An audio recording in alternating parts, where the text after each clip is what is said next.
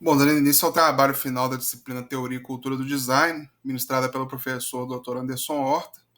Pelo que eu entendi, o propósito dessa última fase seria revisar o que foi tratado no seminário, né, com eventuais expansões ou preenchimento de lacunas, né. Eu não vou procurar expandir muita coisa aqui, porque 10 minutos não dá para isso, né. Só justificar essa ilustração da capa, né, uma pintura barroca da Santa Catarina e uma estátua dela na Basílica de Lourdes, né, design e inovação têxtil, é porque ela é uma santa martirizada numa roda de tortura romana, né? Que tem algum grau de semelhança com a roca de fiar manual. Né? Então, em primeiro lugar, queria justificar a escolha de trazer novamente slides que foram usados na apresentação anterior. Né? Faço questão de enfatizar que não, boa parte deles, a maioria, na verdade, não são de minha autoria, né? Mas eu optei em fazer isso porque se eu fizesse uma outra apresentação ou só o vídeo, né, talvez não ficasse claro o propósito do trabalho na outra fase de elaborar uma unidade de argumento, né, que não abrisse mão do conteúdo de cada pesquisa. Então, o que eu busco fazer aqui é elaborar esse argumento, por mais que não tenha como trazer aspectos específicos de todas as pesquisas dos três integrantes do grupo, né? Então, pelo que eu entendi, né, eu não teria apenas que revisar a minha parte da apresentação, mas a apresentação como um todo. Por isso que eu optei em trazer esses slides e reitero novamente que a apresentação foi feita em grupo, é um trabalho conjunto e eu estou apresentando essa fase individual, mas não fui eu que fiz todos os slides, não. Não foi.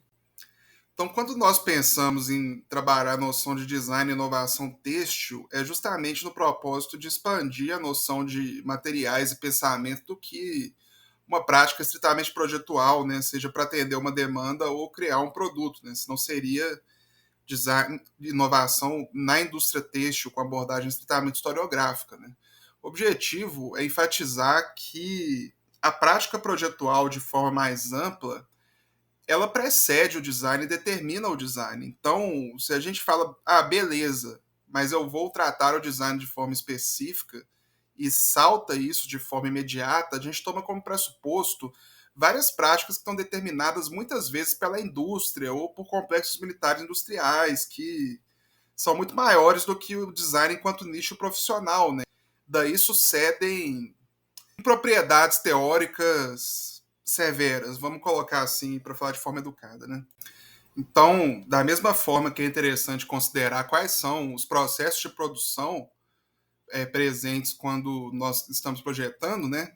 É interessante também refletir por que, que os materiais que a gente está usando são os materiais que a gente está usando, por que, que esses são os materiais disponíveis, né? A ideia de suspender essas coisas que são colocadas de forma pressuposta, né? Tipo, o design resolve problemas, eu vou resolver o meu, projetar e ponto, né? É suspender também uma noção de que a gente tem um pensamento cindido da materialidade cotidiana, né? E que os objetos e materiais são apenas um meio para representar esse pensamento, né? É justamente a ideia de pensar uma ecologia da mente no próprio ambiente, no próprio oikos, né? Então, eu queria desenvolver de forma breve essa ideia de uma ecologia do pensamento, relacionando isso com materiais, né? Vou só trazer um argumento do Walter Benjamin, que nem foi exposto na outra fase do trabalho, mas eu acho que sintetiza bem. Da mesma forma que tem uma linguagem da escrita, né, que é intuitivo, existe também uma linguagem da escultura, né? E não é uma ideia a priorística na minha cabeça que eu represento ou na escrita ou na escultura. Cada meio desses, né, vai ser determinante, cada meio material vai ser determinante também no meu pensamento.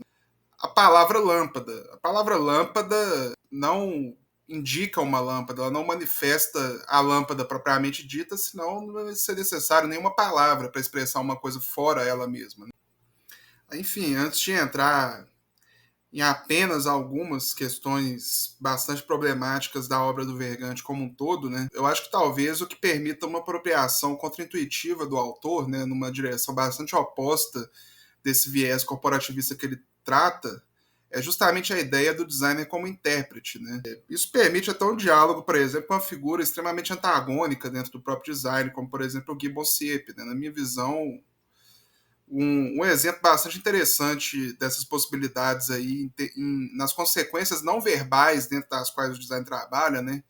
Tanto para a construção projetual quanto para a implementação, é o dispositivo individual de notificação, né? Que é uma apropriação do vergante com um propósito totalmente distinto dessa perspectiva corporativista que ele tem, né? Aí, dito isso, vamos aos aspectos mais problemáticos, né? Eu vou me ater aqui mais às implicações teóricas, né? As consequências teóricas desse pressuposto aqui, desse ponto de vista do norte global hegemônico, onde as coisas se apresentam, pelo menos de forma um pouquinho mais simples, né? Que é um ponto de vista hegemônico no design que, na minha opinião, só se sustenta por uma hegemonia corporativa dentro do campo, né, em detrimento de uma perspectiva crítica, às vezes aqui da gente, do sul global, muitas vezes, né, que é essa noção de que os objetos não são comprados por suas funções, mas pelo que eles representam. Né? Inovação é redefinir o que algo significa e não apenas o que ele faz. Significar uma coisa não é algo que está sendo feito, produzir um significado não é uma prática, né? Essa é uma dicotomia falsa. A gente se prende, se embola nesse argumento, não porque ele é um argumento verdadeiro ou falso, mas ele é um argumento tautológico. A questão não é se as pessoas compram por razões práticas ou subjetivas. Essa oposição não é o que determina as trocas na sociedade que a gente habita, né? Aí dentro disso, né, como o Vergante percebe o conceito de inovação, né, muito em termos de se antecipar ao mercado para criar tendências, como se o mercado fosse regido por subjetividades, né? Ah, mas no nicho específico de design é regido por subjetividades. A função da exceção é confirmar a regra, né?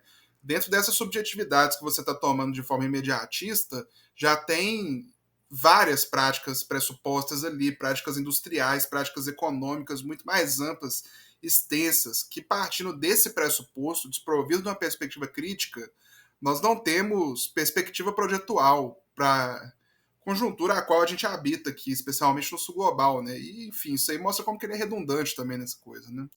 Então, o que determina as trocas de objetos, mercadorias, né, na forma histórica específica em que nós habitamos, que é uma forma histórica marcada pelo aspecto de que a grande maioria do trabalho humano é feito direcionada para o mercado, seja de forma direta ou indireta, e quando nós chegamos no supermercado, já está pressuposta uma substância universal entre todas as mercadorias, que nos permite confrontar essa substância universal com uma unidade de medida chamada dinheiro ou equivalente universal.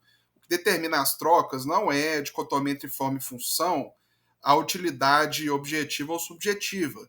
O que determina as trocas é que todos esses atributos, enquanto valor de uso da mercadoria, são colocados de lado para confrontar uma mercadoria com a outra frente a esse equivalente universal. Né? Então, por isso que eu disse, é uma pergunta que ela não tem uma resposta certa ou errada, ela é uma pergunta em si mesma tautológica, por isso que a gente nunca sai disso. Então, a ideia de que a inovação pode assumir mais de uma forma e há várias maneiras de descrevê-la, é que às vezes a coisa, como a gente percebe de forma mais imediata, né, ela não revela em si mesma séculos, às vezes, de um nicho de pesquisa industrial, de um aprimoramento específico, né?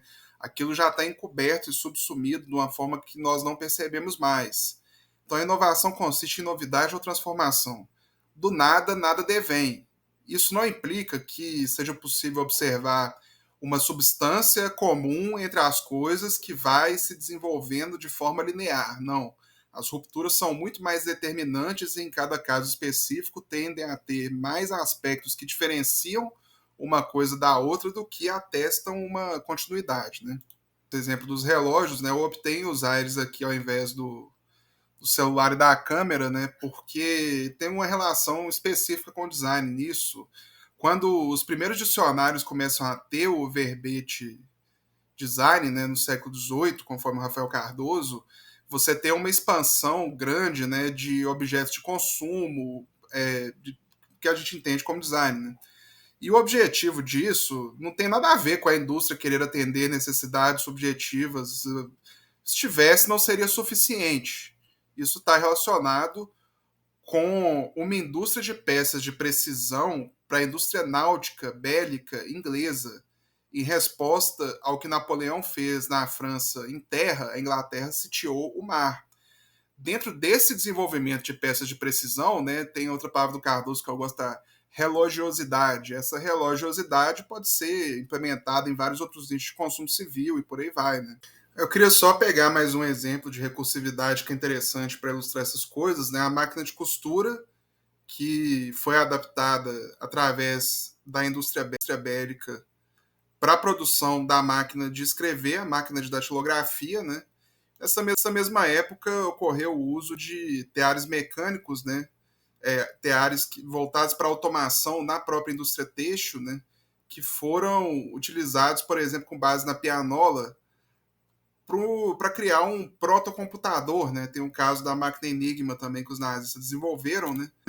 E posteriormente todo esse maquinário foi usado para a logística do próprio Holocausto nazista, né? Para integrar o ser humano nesse processo, né?